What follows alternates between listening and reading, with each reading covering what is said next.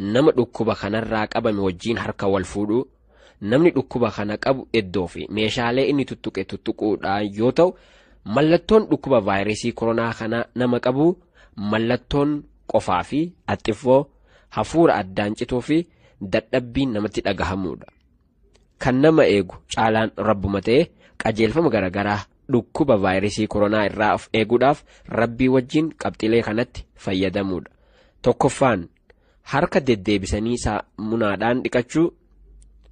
Lammaffaa ija, funyaanii fi afaan ofii tuttuquu irraa of qusachuu. Sadaffaan yeroo qofaan yookiin axxiffoon isin dhufte sooftii yookiin huccuu yookiin ciqilee keetiin haguuguu. Arfaffaan iddoo namni itti baay'atu irraa fagaachuu fi nama qofaa yookiin hoo'inna qabuutti dhihaachuu dhiisuu.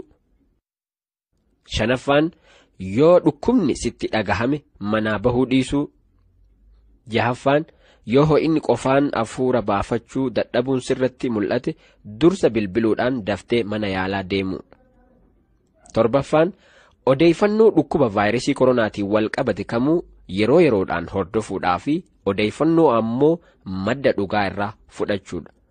Egaa qabxilee armaan olitti tuqaman kanaan fayyadamuudhaan dhukkuba vaayirasii koronaa kanarraa akka of eegnu jechuu dhaamsa walii dabarsaa. Viidiyoo gabaabduu dhaabbata fayyaa addunyaan qophaa'e irraa akka itti harka keenya qulqulleeffannu akka itti aanu kanatti daawwadhaa.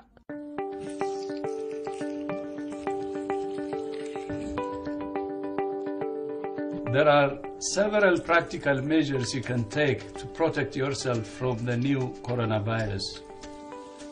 One of the most important is regular, safe and effective hand hygiene, using soap and water or alcohol-based hand rub. Here are the steps recommended by WHO to follow.